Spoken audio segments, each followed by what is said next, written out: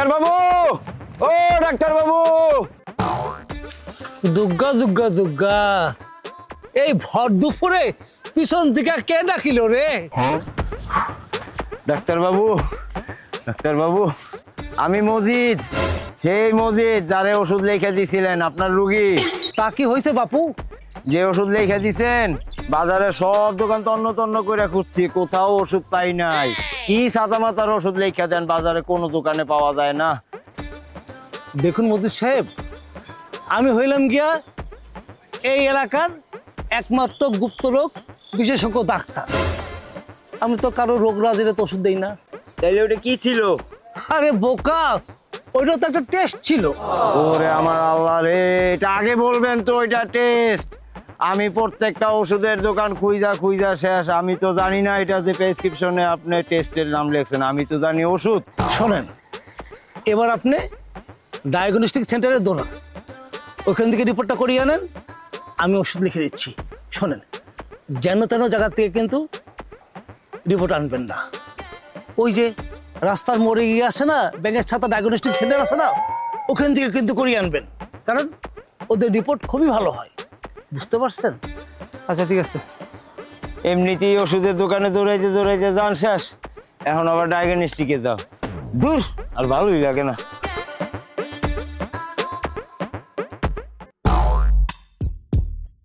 হরে কৃষ্ণ কৃষ্ণ কৃষ্ণ হরে হরে, হরে রাম রাম রাম কৃষ্ণ কৃষ্ণ হরে হরে, কৃষ্ণ কৃষ্ণ রাম রাম হরে হরে, কৃষ্ণ কৃষ্ণ রাম রাম হরে হরে, রাম রাম কৃষ্ণ কৃষ্ণ কৃষ্ণ কৃষ্ণ হরে হরে। এই মেয়েটা নিয়ে হয়েছে আমাদের সব জ্বালা, শুধু তাল বাহানা, আর সেটা পরশুদিন ওইটা, এখানে আর পারছি না। আমার একে আমার পরিবর্তন করতে হবে, না চেঞ্জ করতে হবে। আমার দ্বারা সম্ভব না এখানে কাজ করা।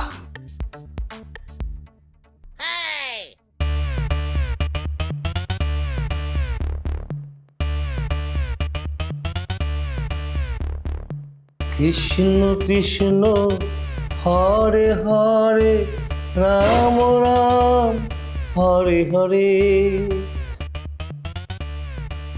নমস্কার স্যার। নমস্কার।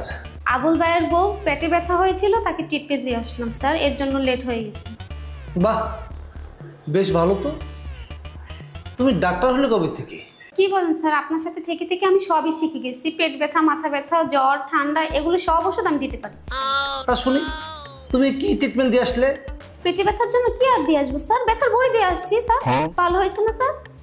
ভালো যে কেমন তুমি করেছো তার বলতে চাই না। আবুলের বউ তো প্রেগনেন্ট, শুনেছি তার ডেলিভারি ব্যথা উঠেছে। তোমার ওষুধে কি কাজ হবে?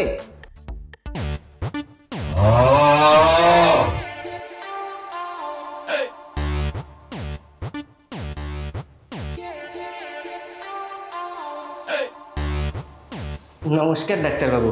নমস্কার।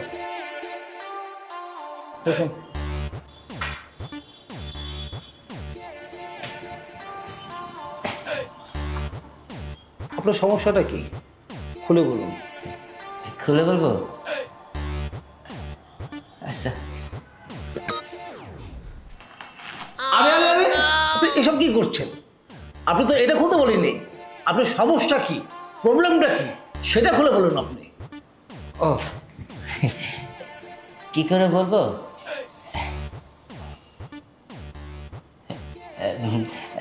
ডাক্তারবাবু, ওই আমার না অটোমেটিক হয়ে যায়। আরে কি হয়ে যায়?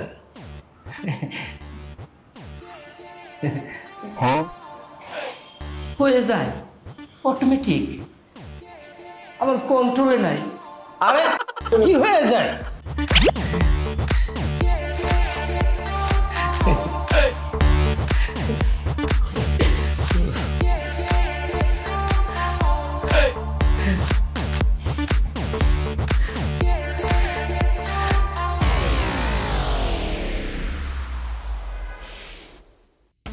হয়ে গেছে।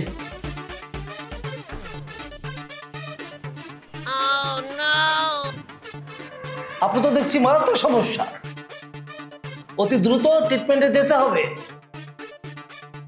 ডাক্তারবাবু, ভালো হবে তো? অবশ্যই ভালো হবে যদি আপনি আমার প্রেসক্রিপশন অনুযায়ী চলেন।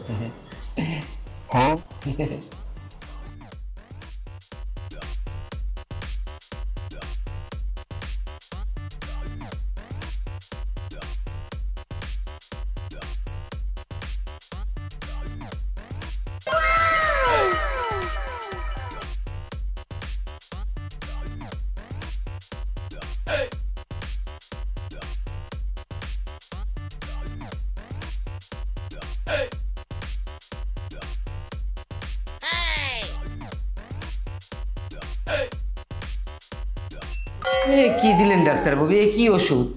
আপনাকে আমি কোনো ওষুধ দিইনি তো, শুধুমাত্র উপদেশ দিয়েছি। ফেসবুক, উসবুক, টিকটক থেকে দূরে থাকুন। হ্যাঁ, সানি লিওন, মিয়া খলিফা দেখা থেকে বিরত থাকুন। আর হ্যাঁ, আমার অ্যাসিস্ট্যান্টের মতো সুন্দরী মেয়েদের দিকে বেশিক্ষণ তাকিয়ে থাকবেন না। সম্ভব না। সম্ভব, সম্ভব ডাক্তার সাহেব, সব সম্ভব। পারবো, একেবারে পারবো। 100বার সম্ভব। কেন সম্ভব হবে না? আবার সুস্থ হতে হবে। সম্ভব, পারবো, আমি পারবো।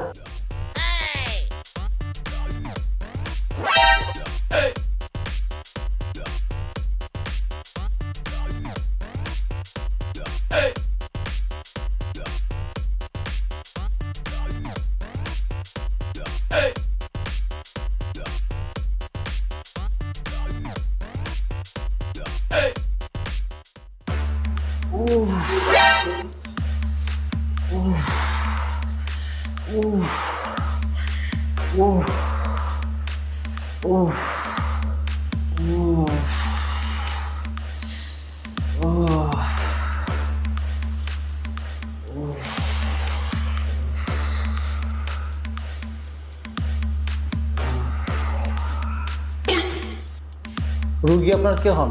আগে আমার ভাই হয়। আপনার ভাইয়ের কি হয়েছে? সেটা জানলে কি আর আপনার কাছে নিয়ে আসতাম? ও আচ্ছা, তোমার সমস্যা কি বলো তো শুনি। আপনি এখান থেকে গেলে একটু ভালো হয়। আপনার সামনে কথা বলতে পারবো না।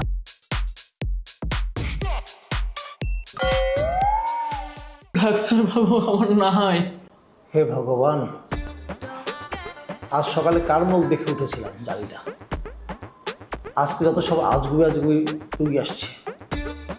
প্রথমে একজন এসে বললো কি আমার হয়ে গেছে, এটা তোর কি হয়ে গেছে, এখন বলছে আমার নাই। আমি তো কিছুই বুঝতেছি না। বাবা তোমার কি নাই, তোমার কি হারিয়ে গিয়েছে? দুটো মানে বেশি নাই, সারা বিছানাও খুঁজেছি, বালিশের নিচেও খুঁজেছি, চোখের তলাভাবে খুঁজেছি, কিন্তু কোথাও নেই। কি সাংঘাতিক ব্যাপার রে বাবা, জলদিন তো দুটো কোথাও হয়ে গেল। তবে কোনো ব্যাপার না, আমি ডাক্তার নরেন্দ্র বাবু গুম হওয়া ওই দুটোকে ঠিকই আমি উদ্ধার করে ছাড়বো।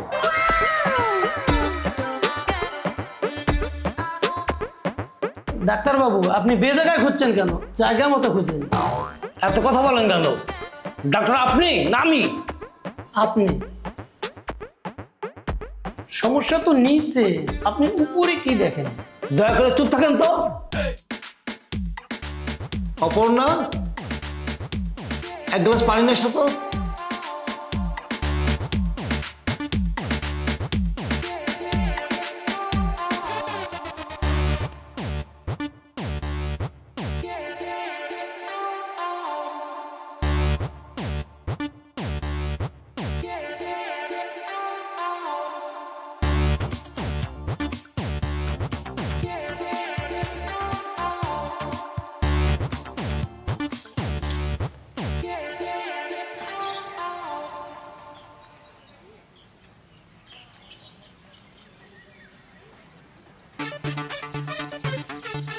ভাইজান, আমি তো খুঁজে পেয়েছি। যাক, আমার টেনশনটা দূর হলো। আপনি কিন্তু আপনার ভাইকে এখন নিয়ে যেতে পারেন, কোনো সমস্যা নাই, কিন্তু একটা ব্যাপারে খেয়াল রাখতে হবে। আপনার ভাই কোথায় যায়, কি সাইফাস খায়, সব কিছু কিন্তু খেয়াল রাখতে হবে, নইলে কিন্তু আপনার ভাইয়ের বিচি কান্দে না, চাঁদ উঠা যাইব। বুঝতে পারছি কিছু?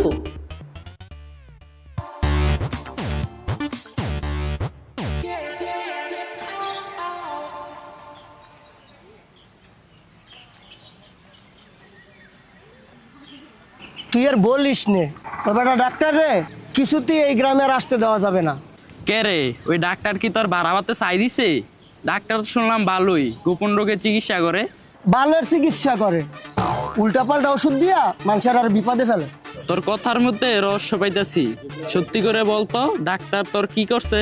আরে কিছু না, ওই আমাদের বাড়ির পাশে গেদু চাচার একটা পাঠা ছিল না, ওই পাঠা তো পাল দিত না, পরে ডাক্তার সাহেব ডেকে আনছে, ওই বেটা পাঠার বিচিতে কি দিয়ে জানি একটা ঘষা দিছে, পরে অমনি পাঠা রেগে যায় পাল দেওয়া শুরু করে দিছে।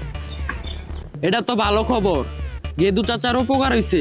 তুই এত খেপতাছিস কে রে? বন্ধু, সে যে আমার কি ক্ষতি করেছে তোমারে কেমনে বলি, এখন তো আমার বেজায় কাহিল অবস্থা। কি হইছে খোলাসা করে বল তো একটু শুনি। আরে বলিস না, তোর ভাবি ওই চিকিৎসা পদ্ধতির কথা শুন না, তখন আমার উপরে অ্যাপ্লাই করে। ওই ডাক্তার, তুই গেলি কই? এই ডাক্তার, কই গেলি? ডাক্তার, কি হয়েছে মজিদ ভাই? ডাক্তার আমারে ভুলভাল কথা বললা, ভুলভাল টেস্ট দিয়ে আমার টাকা, মেলা টাকা খরচ করা ফেলাইছে। কি কোন ভাই, চলেন তো তাইলে আজকে বুয়া ডাক্তারের বাড়ি গ্রাউ করুন। আজকে ডাক্তারের খবর আছে, বহুত আকাম কুকাম করছে জীবনে, খালি বুয়ার চিকিৎসা। হ্যাঁ ভাই, আমি আছি আপনার সাথে, আপনি টেনশন করেন না, আমি দেই কেসারও মরে।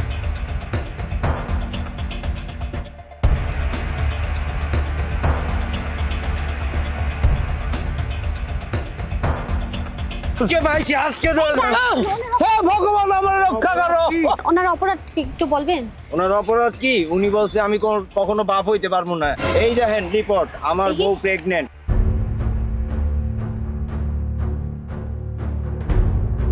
নেন ধরেন, দেখুন। ধরেন তো একটু।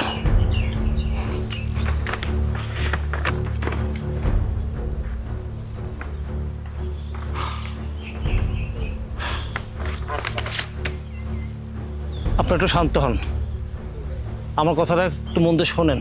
কথা শোনার টাইম নাই মজিদ ভাই, আগে ডাক্তার মাথা একটা বাড়ি দেন। আরে ডাক্তার যখন বলতে চাইছে শুনি না, মাথা নয় পরে পাঠাচ্ছি। আচ্ছা ঠিক আছে, ডাক্তার কথা শোনার পরে আমার মাথা ফাটাইতেছি। ধরুন, একদিন আপনি একটা ছাতা মাথায় দিয়ে বনের ভিতরে হেঁটে যাচ্ছেন, হঠাৎ খেয়াল করলেন একটা বাঘ আপনার সামনে আপনার দিকে তাক করে আছে। আপনি কোনো উপায় না পেয়ে নিজের যান বাঁচানোর জন্য আপনি ওই ছাতাটাকেই বাঘের সামনে তাক করলেন। হঠাৎ গুলির বিকট শব্দ, বাঘ মারা গেল। বাদ দে তোর গাঁজা করি কথা, ছাতা দিয়ে কখনো গুলি বাইরায়? আমার এটা বিশ্বাস করতে কর না শালা। আসলেই তো, ছাতার ভিতরে কি কখনো গুলি থাকতে পারে? যদি বাঘ মরেই থাকে তাহলে গুলিটা অন্য কেউ করছে। একদম ঠিক ধরেছেন, মজিদের বেলায় এমনটি ঘটেছে, কারণ মজিদ একজন বন্ধাত্ম পুরুষ, তার ভিতরে গুলি নেই, মানে স্পাম নেই।